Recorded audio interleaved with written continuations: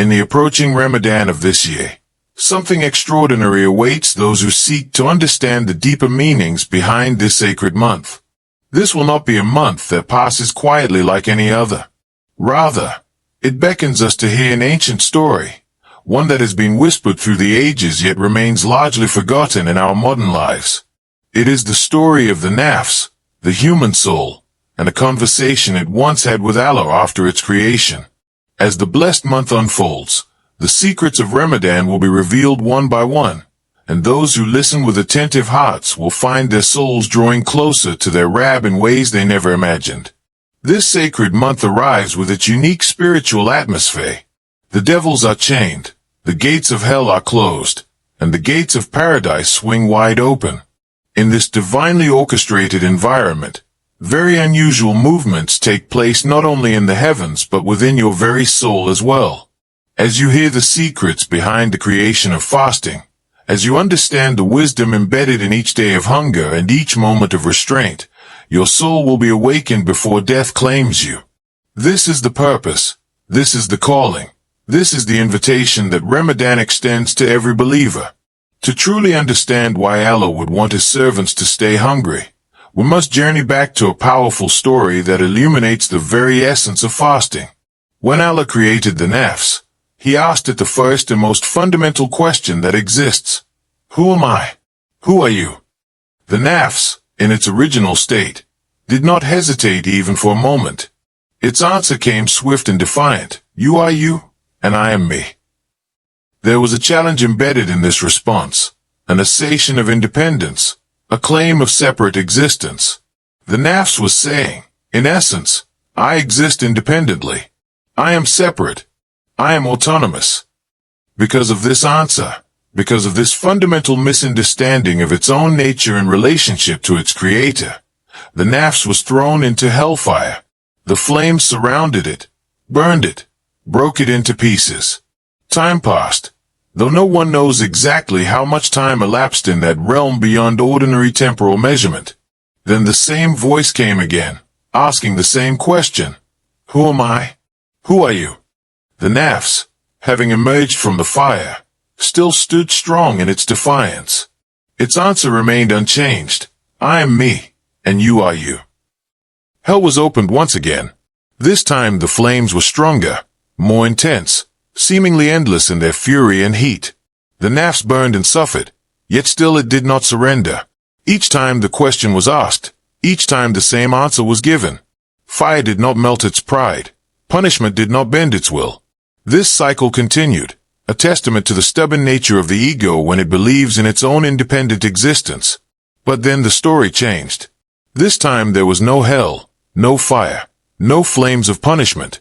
Instead, the nafs was made hungry. Days passed in this state of hunger. Physical strength gradually disappeared. The pride that had withstood the flames of hell began to collapse. Self-confidence was shaken to its core. The very thing the nafs called me became weak, fragile, vulnerable in a way that fire had never made it. And in this weakened state, that divine voice came once again. Who am I? Who are you? Now the nafs struggled to answer. Its voice was shaking, no longer confident and defiant. The words came out differently this time. You are my Rabb. I am your weak servant. At that moment, the nafs was truly broken, not by punishment but by weakness, not by force but by hunger. The hidden message of this story reveals a profound truth. Fire burns the nafs but does not humble it. Only hunger makes the nafs small and brings genuine surrender.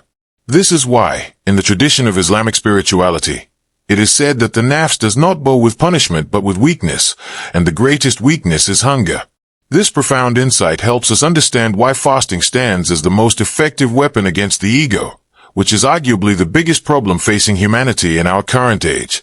Behind fasting there exists much more than a simple act of worship, much more than a ritualistic practice to be completed and checked off a spiritual to-do list.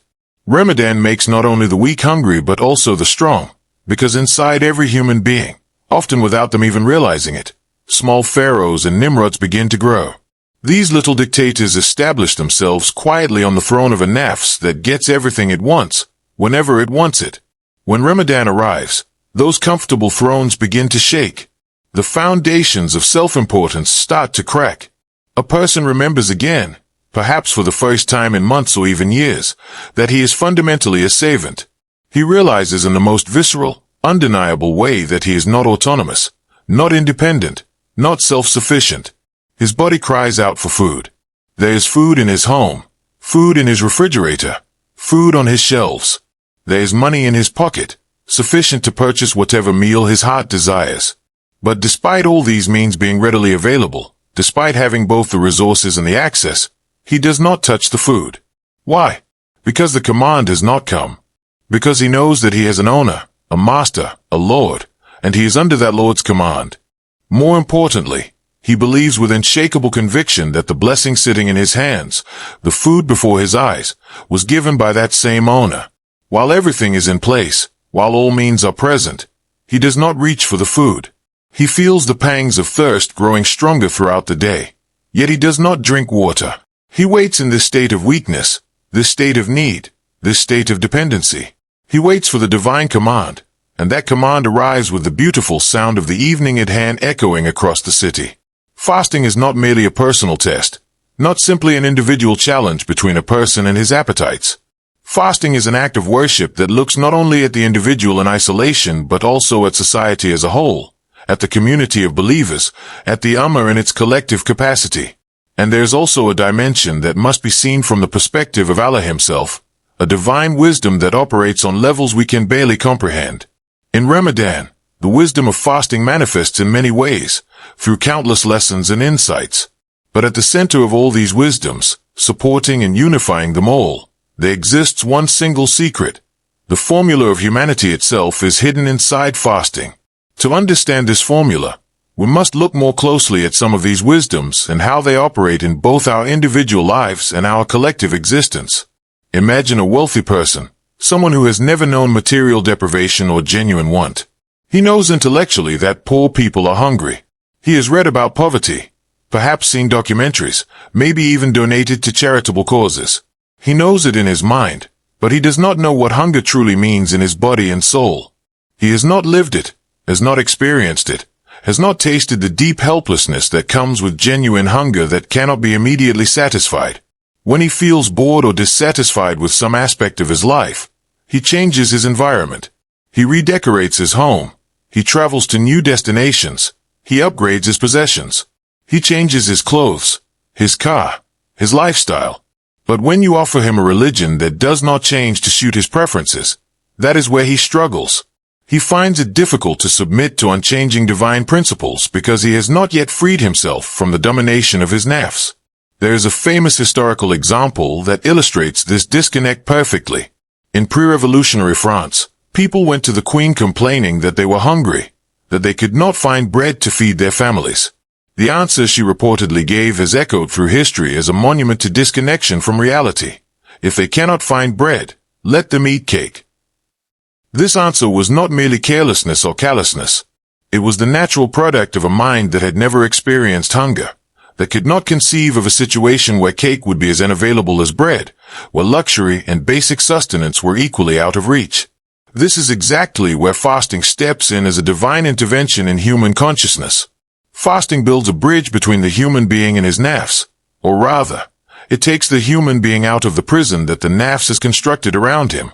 The nafs builds walls of habit, comfort, and constant satisfaction that prevent us from understanding those who live differently, who suffer differently, who experience reality differently than we do. Unfortunately, we have always looked at fasting from a narrow view, only from our own side, only considering what we get out of it or what difficulties it presents to us. Now let us try to understand fasting from the perspective of our Rabb, from the divine vantage point that sees all things in their true proportion. Allah introduces himself to us through his names and attributes. He says, I am Rahman, I am Rahim, declaring his infinite mercy and compassion. But most of the time we cannot truly see this mercy, cannot feel it in the depths of our being, cannot recognize it in the countless blessings that surround us. Why is this? Because there exists a strange trait in human nature, a quirk of perception that obscures the obvious. A person looks for proof with his eyes for what he hears with his ears. If someone claims to be very generous, our ears hear the words, but our eyes demand evidence. Just saying it is not enough. The eye wants to see action, wants to witness the generosity in concrete, tangible form. Allah demonstrates His generosity by filling the universe with blessings that rain down from unexpected places in unexpected ways. He provides for the bird in the sky and the fish in the ocean. He brings forth fruit from barren-looking branches and causes rain to fall on parched earth. But we cannot see it clearly because when something continues all the time, when it is constant and unceasing, it loses its effect on our consciousness. The blessings of Allah are like this by their very nature. They are so numerous, so widespread, so constant and reliable that the eye becomes accustomed to them. The heart grows dull to their presence. We take for granted what should fill us with wonder and gratitude. Consider a simple example from everyday life. Imagine an office where a certain beverage is available every single day, free for anyone who wants it. When you offer it to someone, they may not even say thank you anymore because it is already there, always there, expected to be there. But now imagine that same beverage offered to someone in a desert, at a moment when their tongue sticks to the roof of their mouth from desperate thirst. If one sip of water is given in that moment of extreme need, that water is never forgotten for the rest of their life. It is the same water, the same liquid, the same substance. But the conditions have changed, and with that change comes a transformation in how the blessing is perceived and valued. Allah gives blessings in abundance, in overwhelming profusion, more than we can count or fully appreciate. But because we do not experience absence, because we are never truly deprived of His provision, we forget the taste of presence. We become numb to the miracle of existence itself, to the gift of each breath, each heartbeat, each moment of consciousness. That is why in Ramadan, Allah closes a door to the stomach. He locks it temporarily, not cruelly but pedagogically, not to punish but to teach. And suddenly, absence begins to speak its own profound language. Through absence, a person learns again the value of what exists. Think of the first step taken after surgery, after being bedridden, after losing the ability to walk freely. That step is weak, tentative, uncertain. Yet it is profoundly sweet because it reminds us of what we had lost and have now regained. Ramadan reminds us in precisely this way that blessings exist, that what we take for granted is actually an extraordinary gift. This reminder activates the system called gratitude, and without gratitude, there can be no genuine connection to the hereafter. Gratitude is the fuel that powers our journey toward Allah, the energy that propels us forward on the spiritual path. But if the one who gives the blessing is not properly known and acknowledged, gratitude inevitably shifts to the wrong place. It becomes misattributed, misdirected. Thanks go to the wrong door. We thank the doctor instead of the healer, the employer instead of the provider, our own efforts instead of the one who gives us the strength to make those efforts. Fasting corrects this fundamental confusion because the reality becomes undeniable. The table is in front of you, laden with food and drink, but you cannot eat. The means are in your possession, but you cannot use them. This can only mean one thing: the owner of the table is someone else. The provider of the means is beyond and above those means themselves. In that moment of recognition, the human being understands at the deepest level that he is a servant, that all things come from Allah, that nothing in this universe operates independently of divine will and provision. This understanding transforms not just our relationship with food but our relationship with every blessing, every comfort, every source of satisfaction in our lives. In the spiritual realm, very special conversations take place during the month of Ramadan, interactions between Allah and His angels that reveal the extraordinary nature of this blessed time. One of the most beautiful of these conversations begins when Allah calls out to Ridwan, the mighty angel who leads all the angels who guard paradise. Ridwan is one of the most loyal and devoted angels in all of creation, always ready and eager to carry out Allah's commands with the utmost precision and care. With great respect and humility, Ridwan responds to the call. I am here at your service, my Rab. Command me as you will. Allah gives him a beautiful instruction. Prepare and decorate paradise for the fasting believers of the Ummah of Muhammad. Keep the gates of paradise open for them until the end of the month of Ramadan. When Angel Ridwan hears this command, his heart fills with joy that we can barely imagine. He knows that this is an extraordinary opportunity to serve Allah and to honor the beloved Prophet Muhammad and his followers. He quickly gathers a group of angels under his command, and they begin working tirelessly, with the kind of dedication only angels possess, to prepare paradise in the most beautiful way possible. They polish its rivers, tend to its gardens, arrange its palaces, making everything ready for the believers who are striving in the world below. Then Allah calls Malik, the fearsome yet just guardian of hell. Malik replies with the same absolute devotion, I am at your service, my Rab. I am ready to carry out your commands, whatever they may be. Allah commands him, close the gates of hell for the fasting believers of the Ummah of Muhammad, and keep them closed until the end of Ramadan. Malik understands the gravity and importance of this duty. He makes it his solemn mission to ensure that during this blessed month, no one from the Ummah of Muhammad will enter hell. The gates are sealed, locked, barred against any member of this favored community who is honoring the fast and striving in worship. Then comes another crucial command. Allah calls Jibril, the chief of all angels, the one responsible for delivering divine messages to the prophets throughout history. Jibril is the most knowledgeable of all the angels, created from light, possessing wisdom that exceeds our comprehension. He is always eager to serve Allah and carries out his duties with perfect precision. Command me, my Allah, Jibril says with profound reverence and readiness. Allah gives him a weighty task. Descend to the earth and restrain the rebellious devils so that they do not disturb the fasting and the iftar of the believers from the Ummah of Muhammad.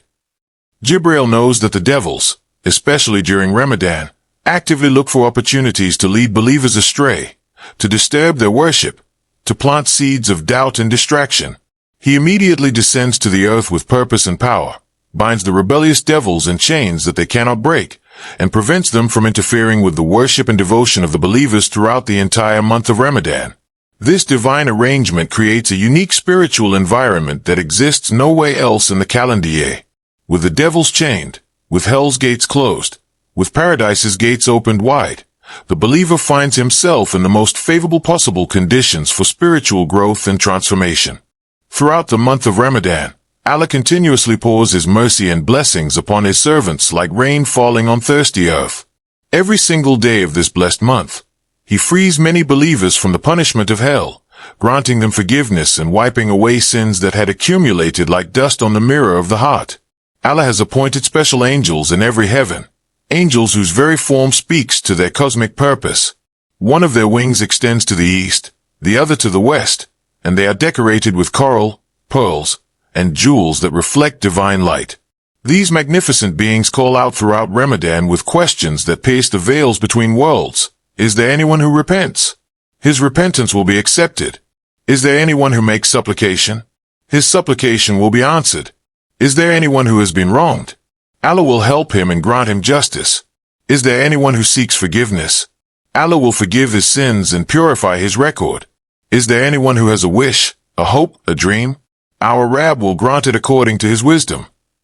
Allah himself also calls out throughout the month of Ramadan to his servants who remember him, who turn to him, who seek his face. His call echoes through the spiritual realms with a message of hope and encouragement. O my male and female servants, glad tidings to you.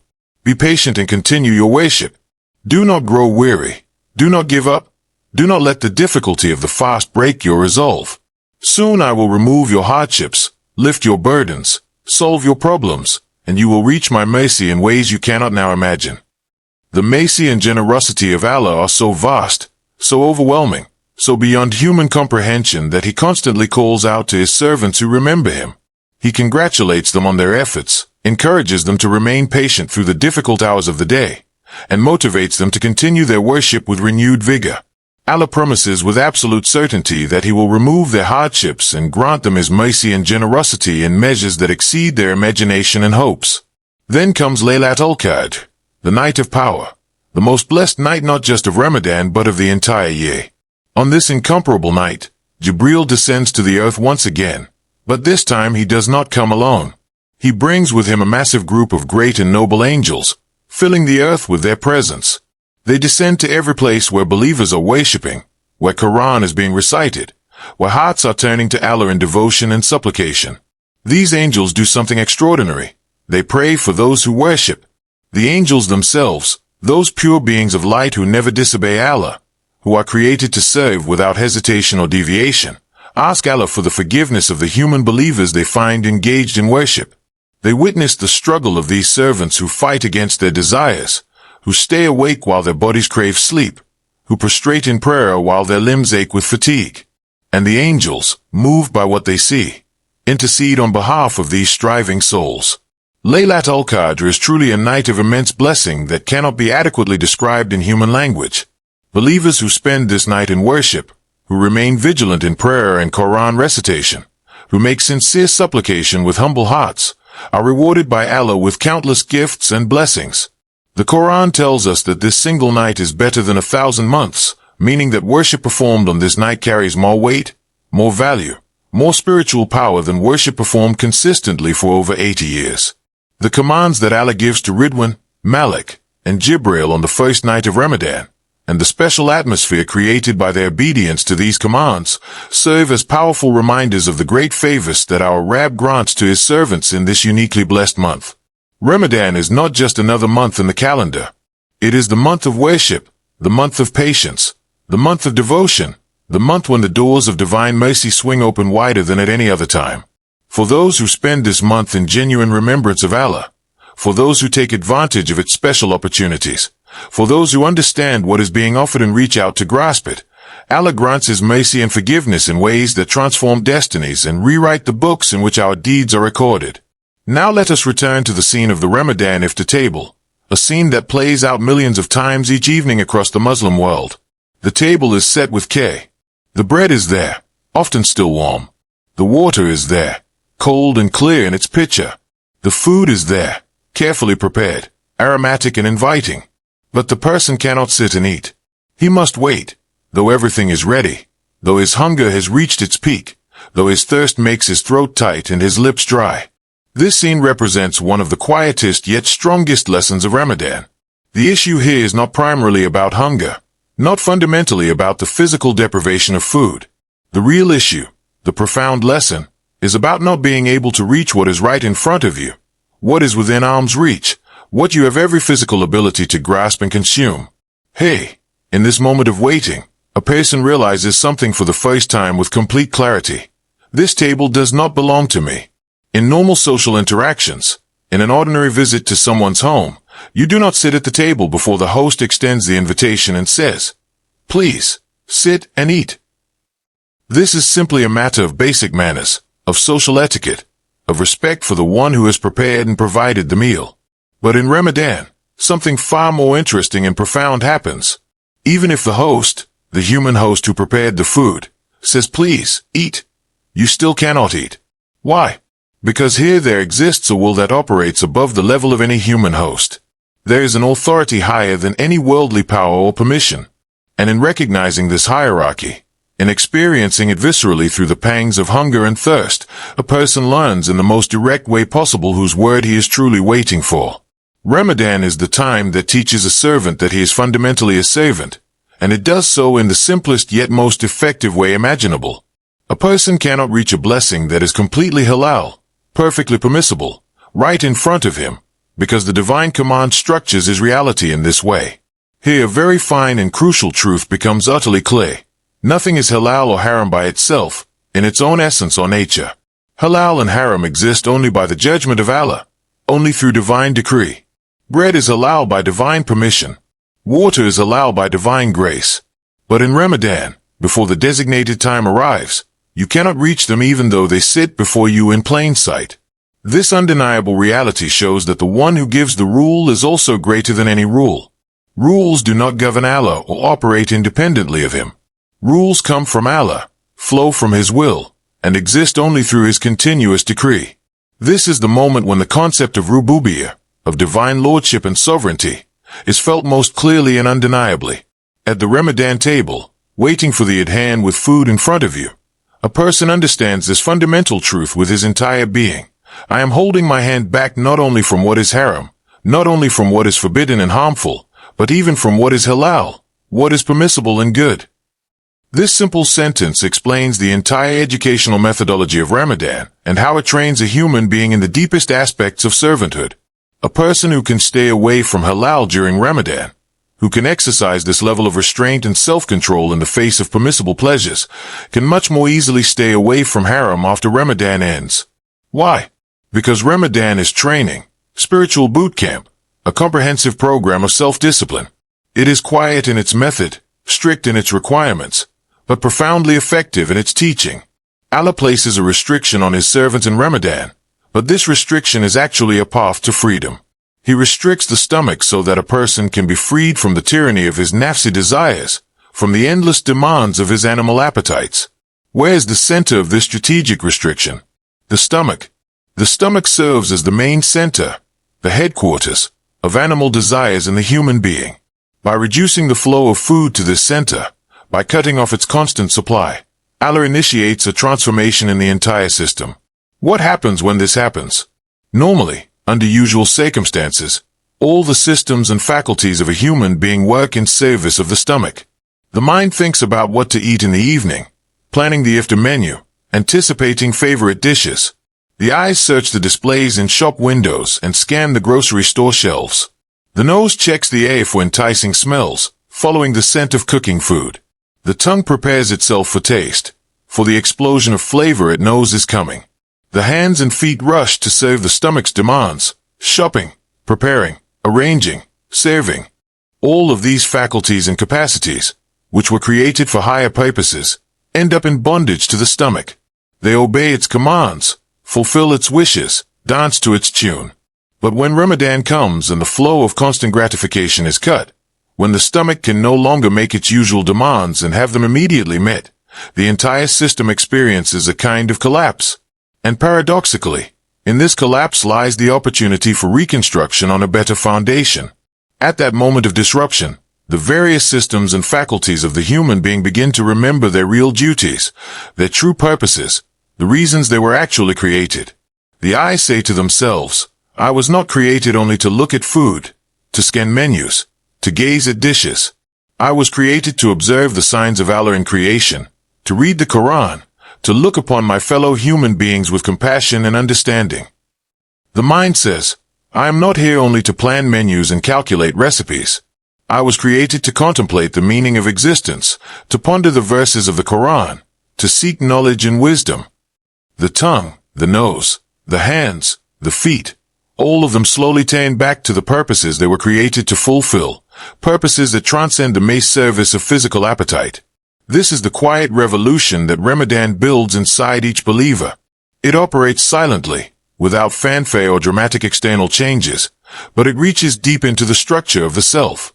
It rearranges priorities, reorients faculties, rebuilds the inner architecture of the human being according to a divine blueprint. People who do not know these meanings, who have not understood the spiritual mechanics of fasting, often respond to Ramadan in unfortunate ways. They say things like, do not bother me during Ramadan. I am fasting and I cannot deal with anything else. They become angry more easily than usual, tense in their interactions, short-tempered with family and colleagues. Why does this happen? Because when the stomach is restricted and can no longer fill their attention and time, they do not know what to fill the empty space with. That empty space, that void created by the absence of constant eating and drinking and satisfying of appetites, should be filled with the Quran. It should be filled with extra prayers, with extended periods of standing before Allah in voluntary night prayers. It should be filled with reflection, with contemplation, with thinking deeply about the purpose of life and the reality of death and what lies beyond. It should be filled with acts of charity, with service to others, with repair of broken relationships and establishment of new bonds of brotherhood and sisterhood. But if a person does not know this spiritual language, if he has not been taught how to use the tools Ramadan provides, the emptiness disturbs him. It makes him uncomfortable, irritable, difficult to be around. He experiences Ramadan as deprivation rather than opportunity, as loss rather than gain. Yet this emptiness, properly understood and properly utilized, is precisely the place where a human being truly becomes human, where the transformation from mere biological creature to spiritual being takes place. Most of the time, people live their lives behind what one might call the veil of causes. They see only the immediate, physical causes of things and miss the ultimate divine causation that stands behind all apparent causes. They pick an apple from a branch and think the branch produced the apple. They miss the fact that they received it from the hand of divine power, that Allah created the seed, caused it to grow, brought forth the tree, made the flower, formed the fruit, and guided their hand to pick it at just the right moment. All of these faculties and capacities, which were created for higher purposes, end up in bondage to the stomach. They obey its commands, fulfill its wishes, dance to its tune. But when Ramadan comes and the flow of constant gratification is cut, when the stomach can no longer make its usual demands and have them immediately met, the entire system experiences a kind of collapse. And paradoxically, in this collapse lies the opportunity for reconstruction on a better foundation. At that moment of disruption, the various systems and faculties of the human being begin to remember their real duties, their true purposes, the reasons they were actually created. The eyes say to themselves, I was not created only to look at food, to scan menus, to gaze at dishes. I was created to observe the signs of Allah in creation, to read the Quran, to look upon my fellow human beings with compassion and understanding. The mind says, I am not here only to plan menus and calculate recipes. I was created to contemplate the meaning of existence, to ponder the verses of the Quran, to seek knowledge and wisdom. The tongue, the nose, the hands, the feet, all of them slowly turn back to the purposes they were created to fulfill, purposes that transcend the mere service of physical appetite. This is the quiet revolution that Ramadan builds inside each believer. It operates silently, without fanfare or dramatic external changes, but it reaches deep into the structure of the self. It rearranges priorities, reorients faculties, rebuilds the inner architecture of the human being according to a divine blueprint. People who do not know these meanings, who have not understood the spiritual mechanics of fasting, often respond to Ramadan in unfortunate ways. They say things like, do not bother me during Ramadan. I am fasting and I cannot deal with anything else. They become angry more easily than usual, tense in their interactions, short-tempered with family and colleagues. Why does this happen? Because when the stomach is restricted and can no longer fill their attention and time, they do not know what to fill the empty space with. That empty space, that void created by the absence of constant eating and drinking and satisfying of appetites, should be filled with the Quran. It should be filled with extra prayers, with extended periods of standing before Allah in voluntary night prayers. It should be filled with reflection, with contemplation, with thinking deeply about the purpose of life and the reality of death and what lies beyond. It should be filled with acts of charity, with service to others, with repair of broken relationships and establishment of new bonds of brotherhood and sisterhood. But if a person does not know this spiritual language, if he has not been taught how to use the tools Ramadan provides, the emptiness disturbs him. It makes him uncomfortable, irritable, difficult to be around. He experiences Ramadan as deprivation rather than opportunity, as loss rather than gain. Yet this emptiness, properly understood and properly utilized, is precisely the place where a human being truly becomes human, where the transformation from mere biological creature to spiritual being takes place. Most of the time, people live their lives behind what we might call the veil of causes. They see only the immediate, physical causes of things and miss the ultimate divine causation that stands behind all apparent causes. They pick an apple from a branch and think the branch produced the apple. They miss the fact that they received it from the hand of divine power, that Allah created the seed, caused it to grow, brought forth the tree, made the flower, formed the fruit, and guided their hand to pick it at just the right moment. When this deeper reality is not recognized, when the veil of apparent causes obscures the ultimate cause, gratitude disappears or becomes misdirected. Thankfulness becomes weak and diluted, directed toward the creation rather than the creator. Negligence, that dangerous state of spiritual heedlessness, begins to settle over the heart like dust. Fasting tears through this veil of causes with undeniable force. It reveals that the apparent causes, the presence of food, the possession of money, the ability to eat, are not actually what determines whether we eat or do not eat. There is a will operating above and beyond all these apparent causes, and that will belongs to Allah alone. In Ramadan, believers suddenly become like an organized army, and this is not an ordinary or casual expression. An army means discipline, unity of purpose, coordination of action, and above all, obedience to command. We all stop eating at precisely the same time, not because we have individually decided to do so, but because the sun has set and Allah has given permission. We all start eating at the same time, breaking our fast together across time zones and continents. This is a scene that Allah loves very much. This image of His servants united in obedience, moving together, acting in harmony. Allah wants to see His servants not scattered and divided but together, united, connected like strands being woven into rope or particles of dough being kneaded into bread. That is why so many of the social acts of worship in Islam are based on community and congregation. Prayer is more rewarded when performed in congregation. Hajj is a gathering of millions.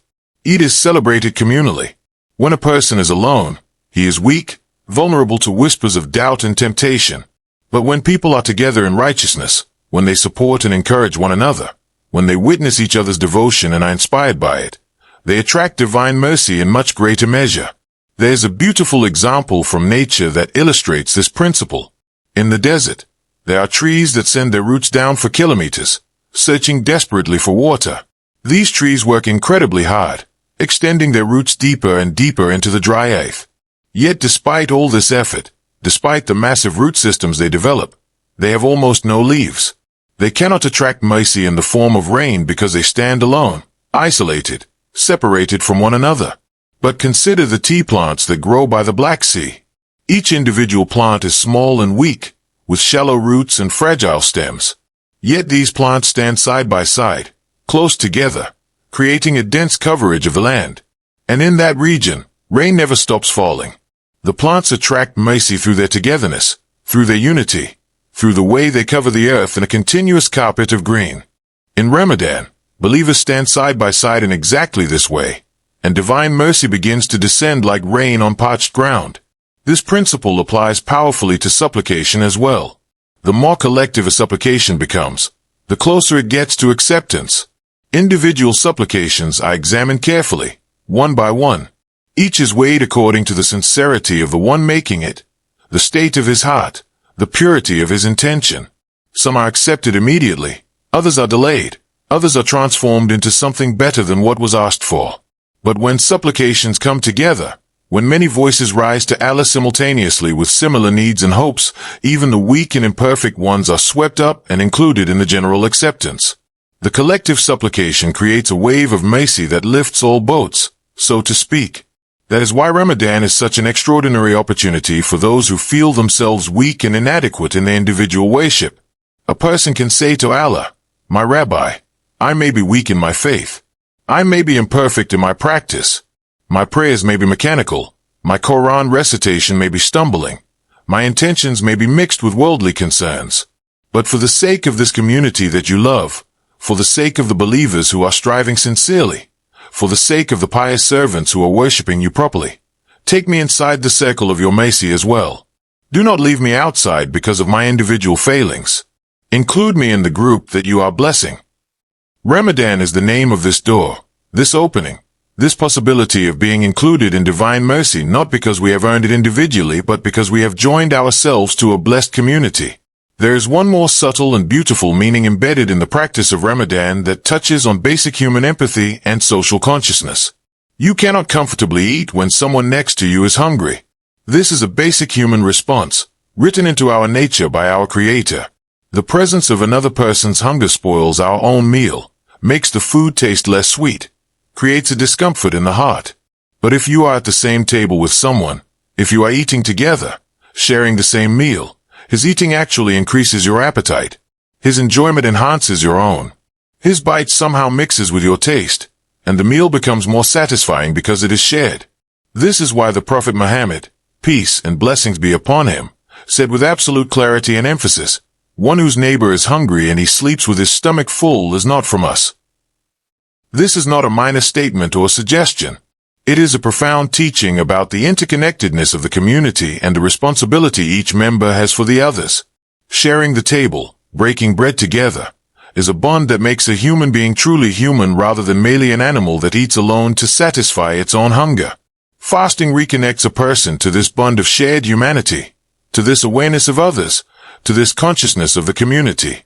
And in that reconnection, a person learns this fundamental truth: I am not alone. My hunger is not unique. My struggle is shared by millions.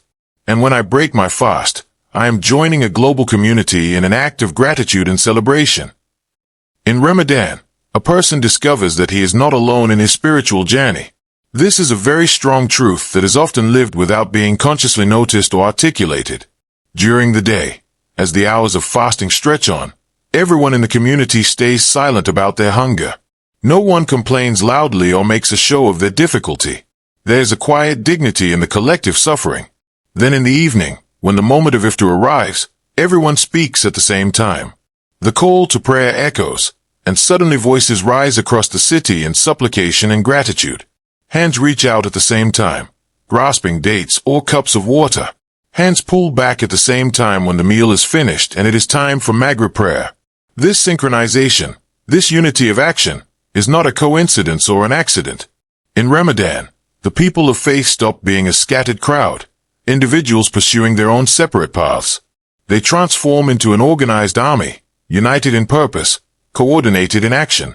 Everyone follows the same time, the same schedule, the same rhythm. Everyone waits for the same moment. Everyone listens for the same call.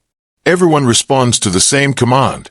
This obedience itself, this willing submission to divine decree, this harmonization of individual wills with the divine will, is a form of worship that transcends any single act.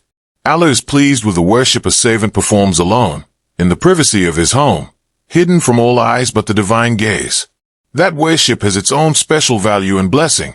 But worship done together, in community, in congregation, in conscious unity with other believers, opens a very different door. It taps into a different stream of divine mercy, because unity attracts mercy, while disorder pushes mercy away.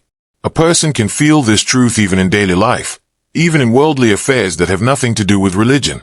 If you make a request alone, as a single individual, you may not be noticed. Your voice may be too small to be heard above the noise.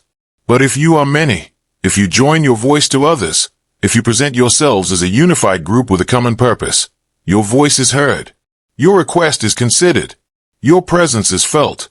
Ramadan unites the voices of believers in precisely this way, multiplying their individual power through collective action. The great Islamic scholar Bediüzzaman Zaman said Nursi expressed this truth with a short but striking sentence that cuts to the heart of the matter. Supplication does not come close to acceptance unless it gains collectiveness. This means that the more collective a supplication becomes, the more it joins individual needs into a common cry, the stronger it rises to the heavens. In Ramadan, this collectiveness is automatically formed without anyone having to organize it or plan it. Millions of people across the world are staying hungry at the same hours with the same intention, the same purpose, the same spiritual goal. This is not ordinary hunger, not mere physical deprivation. This is a collective state of obedience, a unified submission to divine will that creates a spiritual atmosphere unlike anything else in the air. The poor person has little. His sphere of influence is limited. His responsibilities are relatively confined. His struggle is primarily to survive, to feed his family, to maintain faith in difficult circumstances. The test is real and difficult, but the scope is limited. But the rich person has means, has resources, has influence that extends beyond his own household. And with those means comes responsibility for directing them toward good. How does he earn his wealth? How does he spend it? Does he remember the rights of the poor in his possessions? Does he use his influence to establish justice or to perpetuate oppression? The questions multiply as the wealth increases, and with each question comes accountability before Allah. That is why Umar ibn al-Khattab, the second caliph of Islam and one of the most powerful rulers in the world at his time, used to carry sacks of grain on his own back and walk the streets at night. When asked why the commander of the faithful would do such menial labor himself, he explained, "If any house in the lands under my authority remains hungry tonight, Allah will ask me about it on the day of judgment." This was not mere awareness of his political position or social responsibility. This was awareness of his responsibility before Allah, his accountability for how he used his authority, his understanding that power is not privilege but burden. In Ramadan, this awareness is reminded and reinforced across the entire society. Those who have means feel, in their own bodies, something of the condition of those who lack means. Those who do not have means see clearly that they are not alone, that even the wealthy and powerful are subject to the same divine law, the same spiritual requirements. A flow of meaning happens between these two groups during Ramadan. Hearts that were distant draw closer. Understanding that was theoretical becomes experimental. Compassion that was abstract becomes concrete. And in this convergence, in this temporary equalization through shared hunger and shared obedience, the community is strengthened and renewed. There is a living example of the proper attitude toward wealth that we find in the life of Imam al-Azam Abu Hanifa, one of the greatest Islamic jurists in history and a man of both profound knowledge and considerable wealth. One day, messengers came to him with urgent news delivered in hushed, concerned voices. Your ships have sunk. The trade vessels you invested in have been lost at sea. The Imam, hearing this news of substantial financial loss, placed his hand on his heart in a gesture of self-examination. He wanted to check his own internal response, to see if grief or attachment had stirred in his heart. Finding that he remained calm and unattached, he said with genuine gratitude, Alhamdulillah. All praise and thanks belong to Allah. A moment later, the messengers corrected themselves, realizing they had been misinformed. Actually, we made a mistake. The ships that sank were not yours. Your vessels arrived safely.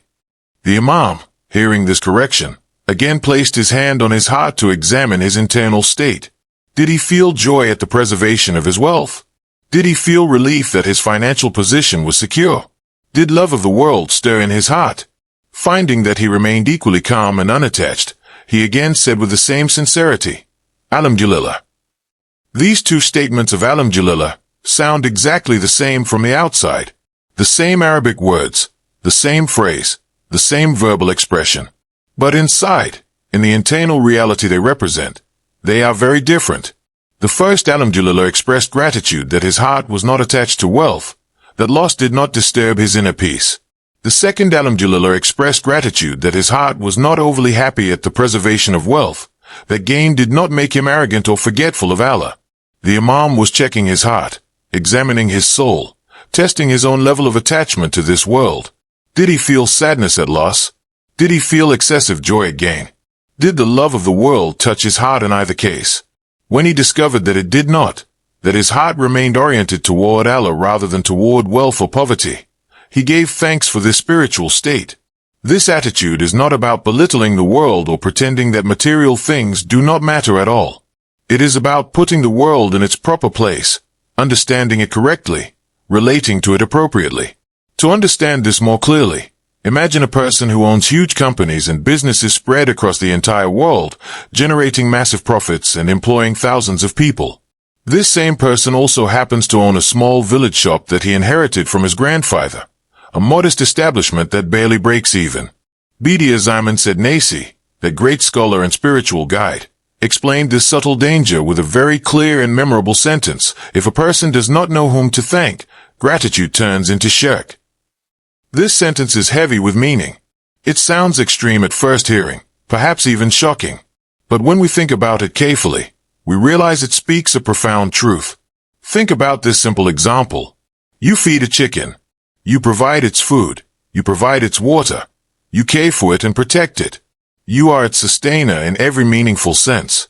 But then the chicken goes and lays its egg in the neighbor's field instead of in your coop.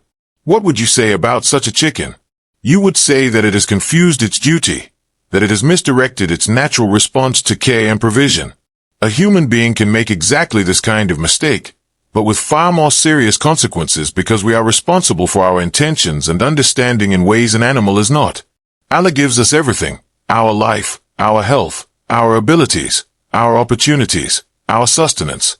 But then we direct our thanks elsewhere, to the doctor instead of the healer, to the boss instead of the true provider, to our own intelligence and effort instead of the one who gave us that intelligence and enabled those efforts, to luck or chance or timing instead of divine decree. All of these recipients of our misplaced gratitude become veils between us and Allah.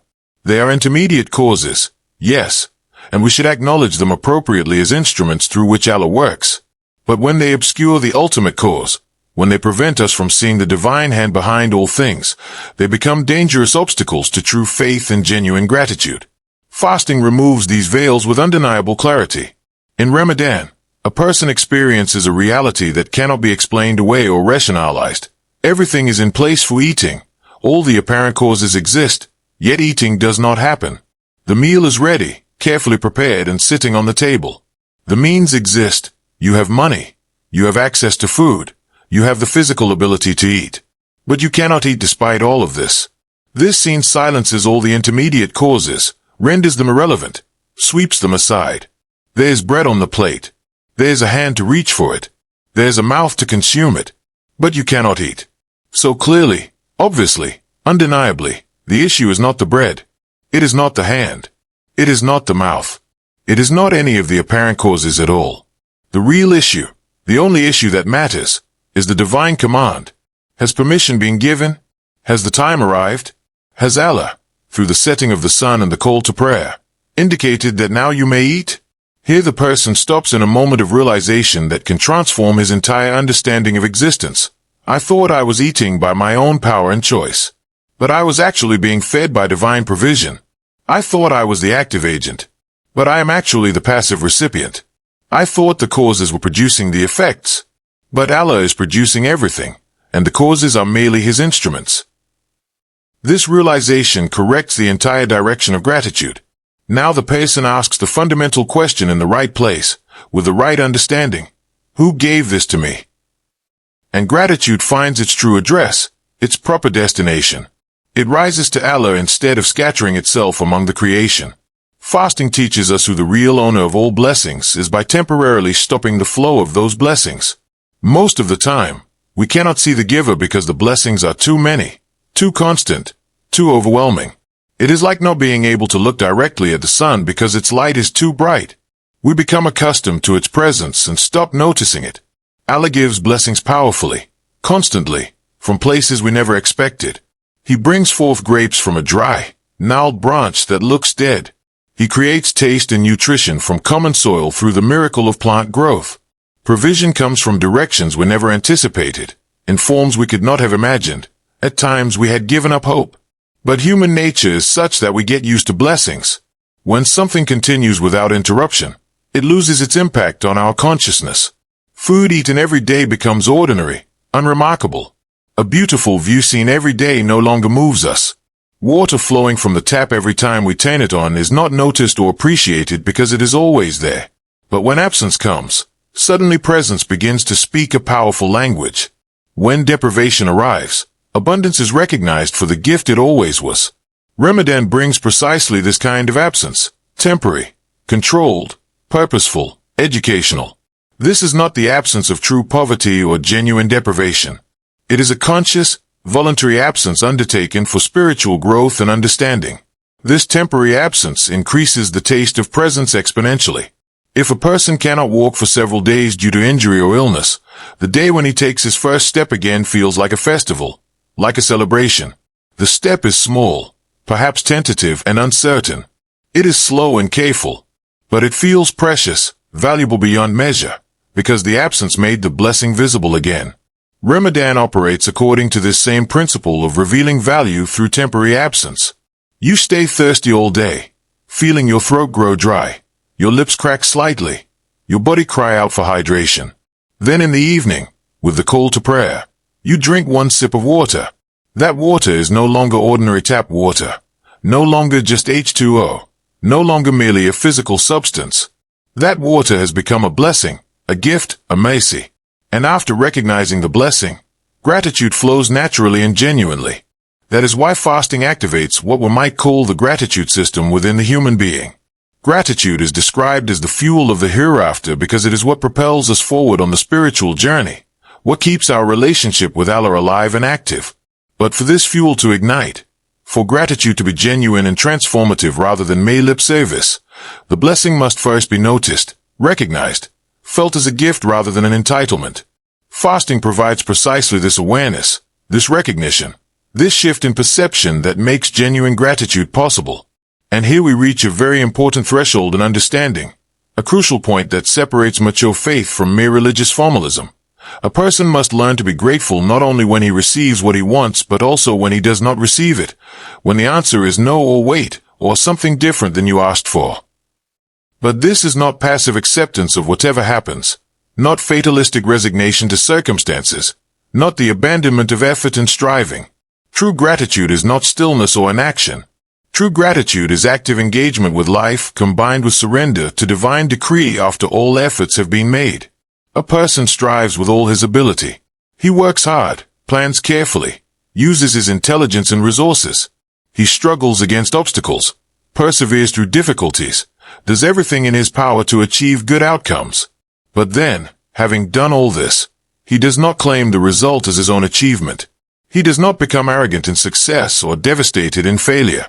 He recognizes that the outcome, whatever it may be, comes from Allah, not from his efforts alone.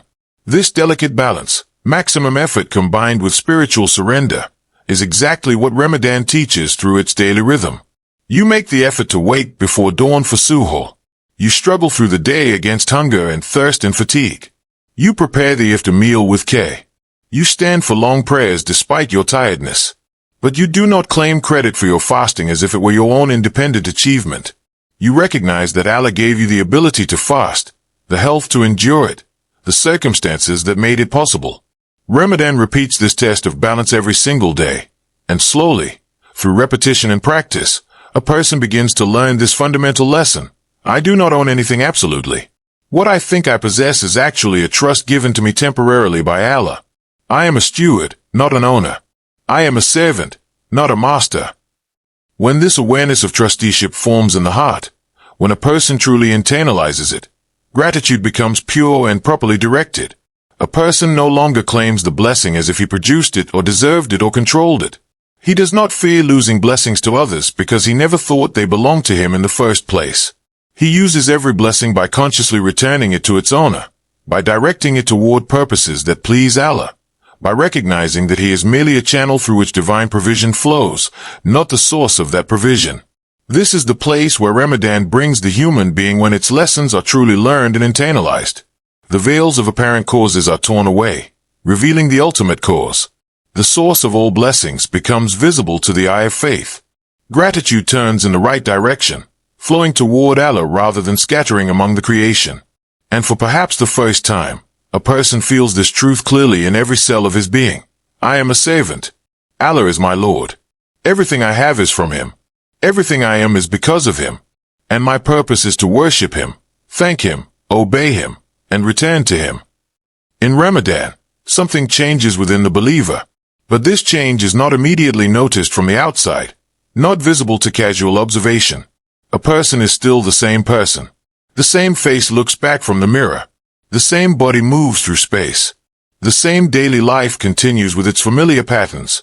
But inside, beneath the surface, something fundamental begins to loosen, to shift, to transform. Because fasting does something unique. It separates a human being from purely animal reflexes and responses. And this separation, this gap created between stimulus and response, is precisely the threshold of being truly human rather than merely a biological creature. Normally, under usual circumstances, a person operates largely on autopilot driven by desires and appetites. He eats when he wants to eat. He drinks when he feels thirsty. He rests when he is tired. He does whatever he desires whenever the desire arises, limited only by external constraints. This state is where a person unknowingly approaches the level of an animal, operating by instinct and immediate gratification. Because for an animal, there is no concept of the right time or the wrong time. There is no sense of restraint beyond physical limitation. There is no command from above that must be obeyed before acting. An animal eats when food is available and it is hungry. It drinks when water is present and thirst compels it. It operates purely by natural drives and immediate needs. Ramadan comes into this automatic, instinct-driven existence and places limits where none existed before. A person is hungry, genuinely hungry, with his stomach growling and his energy depleted. But he does not eat. He is thirsty, truly thirsty, with his throat dry and his body crying out for hydration. But he does not drink. He has strength and ability, but he does not use them to gratify his immediate desires. This is not simply a matter of willpower in the ordinary sense, not just gritting your teeth and enduring discomfort. This is self-restraint of a higher order, restraint based not on lack of means but on obedience to divine command.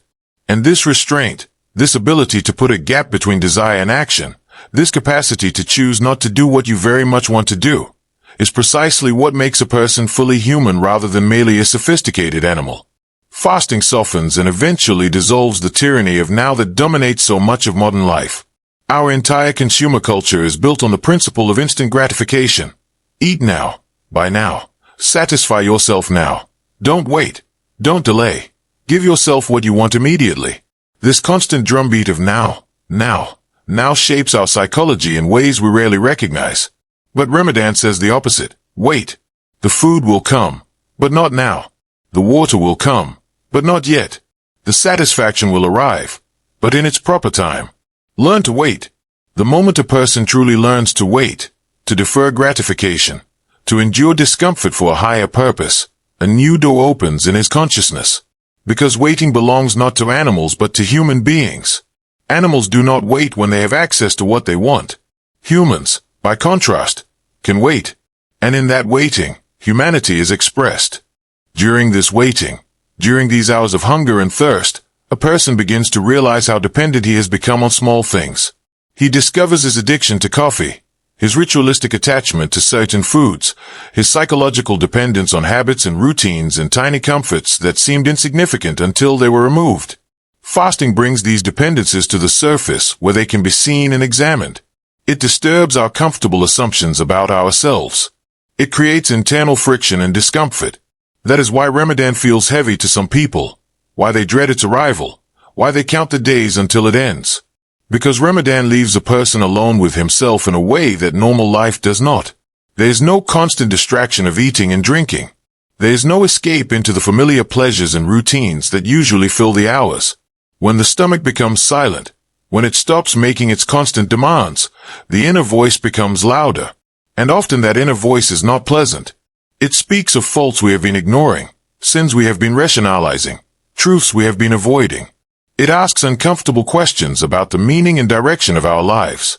But the education of Ramadan is exactly here, in this discomfort, in this confrontation with ourselves. As a person discovers that he can control himself, that he can say no to his desires, that he is not merely a slave to his appetites, he becomes freer. Because real freedom is not doing whatever you want whenever you want it. That is not freedom. That is slavery to the self, bondage to desires, imprisonment by the nafs. Real freedom is being able to not do something even when you very much want to do it. Real freedom is having the power to choose restraint when everything in you cries out for indulgence. Real freedom is being the master of yourself rather than being mastered by your appetites. Fasting gives precisely this strength, builds precisely this capacity. For an entire day, from dawn to sunset, a person lives this transformative sentence: I want to, but I do not. This simple sentence represents the moment when willpower is gained, when character is built, when a human being rises above the level of mere biological existence. And a person with genuine willpower, with real self-control, no longer lives only by impulses and immediate reactions. He becomes someone who can choose, who can deliberate, who can consider consequences before acting, who can sacrifice the pleasure of the moment for the benefit of the future. Ramadan turns a person into a being who can truly choose rather than merely react. And with this transformation, with this development of the capacity for genuine choice, heedlessness begins to dissolve. Because most of the time, we live automatically, without real awareness or consciousness. We eat without thinking about why or being grateful. We drink without recognizing the miracle of water. We speak without considering our words. We act without examining our motives. We feel emotions without understanding their source. But fasting breaks this automatic, unconscious way of living. Suddenly a person realizes, normally I would be eating now. Normally I would be drinking now. Normally I would be satisfying this desire or that appetite. But now I am not, and I am choosing not to, and I am aware of my choice. This awareness, this consciousness, this mindfulness expands and deepens. The moment a person enters fully into the moment he is living rather than being lost in distraction and automaticity. And this state of present awareness is the exact opposite of heedlessness, the exact antidote to the spiritual sleepwalking that characterizes so much of human existence. Heedlessness means living without awareness, moving through life asleep. Fasting teaches living with awareness, with eyes open, with mind engaged, with heart attentive. For 1 month, a person practices controlling his body, restraining his desires, choosing his actions consciously rather than automatically. But the real gain, the lasting benefit, is that through this practice of physical control, the soul begins to breathe. As the stomach becomes quiet and stops dominating consciousness, as the body's constant demands are temporarily suspended, the heart begins to speak. And when the heart speaks, when the soul finds space to express itself, a person begins to listen to deeper parts of himself that are usually drowned out by the noise of constant physical gratification. That is why in Ramadan, the Quran sounds different when it is recited or read. The words penetrate more deeply. The meanings open up more fully. The verses touch the heart with greater impact. Prayer is performed differently, with more presence and concentration. Supplication feels deeper, more sincere, more connected to genuine need rather than mere habit. Why? Because the internal noise has decreased. The constant chatter of desires and appetites has been turned down. The soul has room to hear, to feel, to respond to divine address. Sometimes, in this newfound quiet, the voice that emerges is uncomfortable. A person hears things about himself he would rather not hear, recognizes faults he has been denying, faces truths he has been avoiding. This discomfort is real and can be difficult to endure, because we often live by silencing ourselves, by drowning out the voice of conscience with constant distraction and stimulation. Fasting does not let us do this. It does not allow us to silence ourselves. It makes us speak, makes us face ourselves, makes us listen to what we have been trying not to hear. But this speaking, this confrontation, this honesty, however painful it may be in the moment, matures the person. It leads to growth, to change, to genuine transformation.